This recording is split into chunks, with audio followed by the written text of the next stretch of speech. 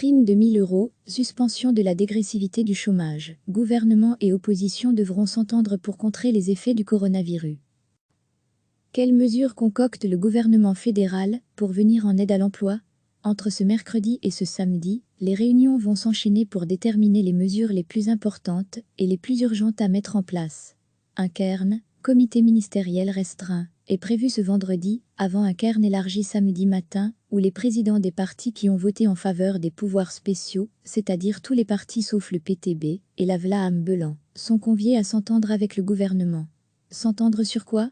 Une série de mesures que proposera l'équipe Wilmès 2, dans le cadre des pouvoirs spéciaux, qui, pour rappel, sont limités à maximum 6 mois. Le gouvernement discute en ce moment de mesures pour inciter les gens qui travaillent à continuer de le faire. Il y a, par exemple, pour les secteurs jugés vitaux, la défiscalisation des heures supplémentaires. C'est une mesure considérée comme prioritaire. Toujours pour les secteurs vitaux, 2 jours de vacances supplémentaires sont accordés, à la charge de l'employeur. Après la fin de la crise sanitaire que nous connaissons, évidemment. Concernant les étudiants, il est question de ne pas comptabiliser les heures de travail dans les secteurs vitaux. Actuellement, il est permis aux étudiants de travailler un maximum de 475 heures. Cette limite serait temporairement levée. Surtout, provenant du cabinet d'Alexander de Croo, il y a la volonté de permettre aux entreprises de récompenser le personnel qui travaille encore, à l'aide d'une prime unique, qui peut aller jusqu'à 1 000 €. Cette prime ne serait pas taxée du tout. Les 1 000 € versés par l'entreprise seraient les 1 000 € reçus par les travailleurs. Cette prime serait à la charge des entreprises, il n'y a aucune obligation. Elle peut être également plus faible, ne concerner qu'une partie du personnel, c'est à la discrétion totale des équipes de direction. Toutes ces mesures, et bien d'autres, élargissement de flexi-job à d'autres secteurs, sont en cours de discussion, et certaines d'entre elles seront abordées samedi matin, lors du cairn avec les partis de l'opposition. Les 7 partis soutiendront-ils les mesures proposées par le gouvernement sans discuter? Peu probable. Selon nos informations, l'opposition n'est pas conviée aux réunions préparatoires, même si des échanges existent. Mais cela ne signifie pas qu'ils viendront les mains vides samedi matin. Ainsi, au PS, on souhaite discuter du contrôle des prix des produits pharmaceutiques et d'autres biens de première nécessité. La revendication de passer à 14 € de l'heure pour les travailleurs toujours sur le pont pendant cette période sera aussi rappelée. Toujours en matière d'emploi, le PS veut la suspension de la dégressivité des allocations de chômage en raison de l'incapacité des demandeurs d'emploi vu la situation de force majeure. Écolo fait la même demande concernant le chômage, souhaite mettre à l'agenda l'idée d'un congé parental spécifique à la période actuelle et se dit favorable à la réouverture des jardineries. Chez Défi, il nous revient que la question des migrants sera abordée. Leur accueil est suspendu depuis le 17 mars. Le parti Amarante souhaite évoquer la prolongation des titres de séjour, la situation des binationaux bloqués à l'étranger. Au programme également, le testing et plus particulièrement le sort du personnel travaillant avec les personnes âgées. 3+7, les 3 partis au gouvernement, MR, CD et V, Open VLD, et les 7 partis de l'opposition qui ont voté les pouvoirs spéciaux, ENVA, PS, SP.A, Écolo, Grun, CDH, Défi. Cet attelage peu commun s'est déjà rencontré à 2 reprises. Pas grand-chose à se mettre sous la dent, c'est le début, nous dit-on. Ce samedi, pourtant, la donne pourrait changer. Le gouvernement peut passer en force, maintenant qu'il dispose des pouvoirs spéciaux. Mais ceci oblige l'équipe Wilmès à faire valider les décisions qu'il aura prises via les pouvoirs spéciaux par un vote au Parlement dans l'année. Il serait donc de bon ton de s'entendre, dès maintenant. Mais les 7 autres partis ne sont pas prêts à tout accepter. Néanmoins, la situation actuelle ne permet de jouer trop longtemps à des jeux politiques. Il va donc falloir trouver un équilibre entre les décisions d'un gouvernement de droite et un soutien indispensable au Parlement, à terme, venant majoritairement de gauche. Passé la séquence de l'urgence, la rue de la loi va entrer dans une période plus politique, alors que la situation sanitaire semble s'améliorer et que la crise économique, qui suivra la crise sanitaire, s'annonce pire que celle de 2008.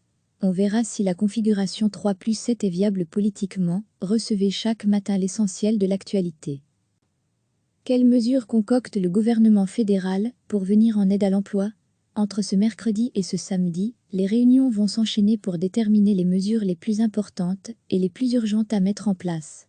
Un cairn, comité ministériel restreint, est prévu ce vendredi, avant un cairn élargi samedi matin, où les présidents des partis qui ont voté en faveur des pouvoirs spéciaux, c'est-à-dire tous les partis sauf le PTB, et la Vlaam Belan, sont conviés à s'entendre avec le gouvernement. S'entendre sur quoi? Une série de mesures que proposera l'équipe Wilmès II, dans le cadre des pouvoirs spéciaux, qui, pour rappel, sont limités à maximum 6 mois. Le gouvernement discute en ce moment de mesures, pour inciter les gens qui travaillent à continuer de le faire. Il y a, par exemple, pour les secteurs jugés vitaux, la défiscalisation des heures supplémentaires. C'est une mesure considérée comme prioritaire.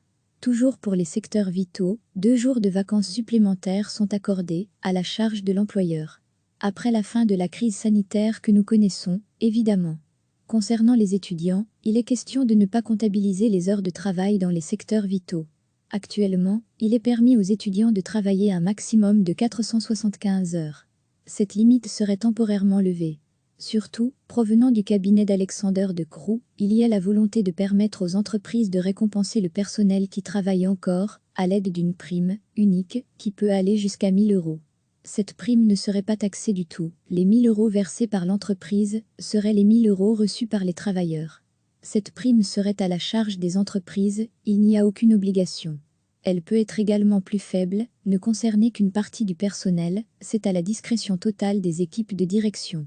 Toutes ces mesures, et bien d'autres, élargissement de FlexiJob à d'autres secteurs, sont en cours de discussion. Et certaines d'entre elles seront abordées samedi matin, lors du cairn avec les partis de l'opposition. Les 7 partis soutiendront-ils les mesures proposées par le gouvernement sans discuter? Peu probable. Selon nos informations, l'opposition n'est pas conviée aux réunions préparatoires, même si des échanges existent.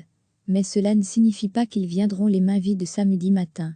Ainsi, au PS, on souhaite discuter du contrôle des prix des produits pharmaceutiques et d'autres biens de première nécessité.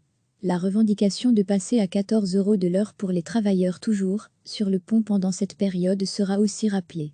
Toujours en matière d'emploi, le PS veut la suspension de la dégressivité des allocations de chômage en raison de l'incapacité des demandeurs d'emploi vu la situation de force majeure.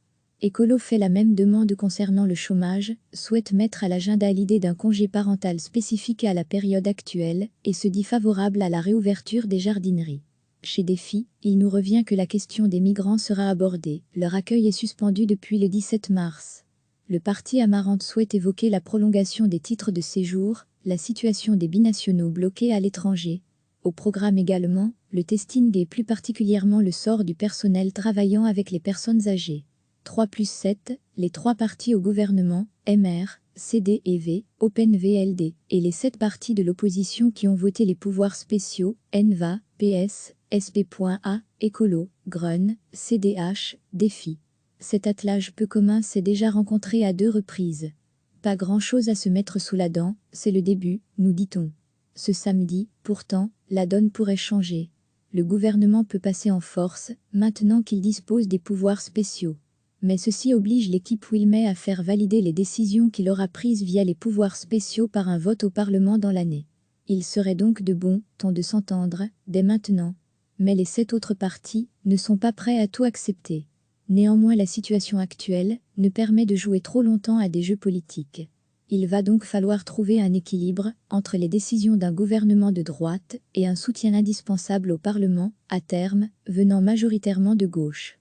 Passé la séquence de l'urgence, la rue de la loi va entrer dans une période plus politique, alors que la situation sanitaire semble s'améliorer et que la crise économique, qui suivra la crise sanitaire, s'annonce pire que celle de 2008.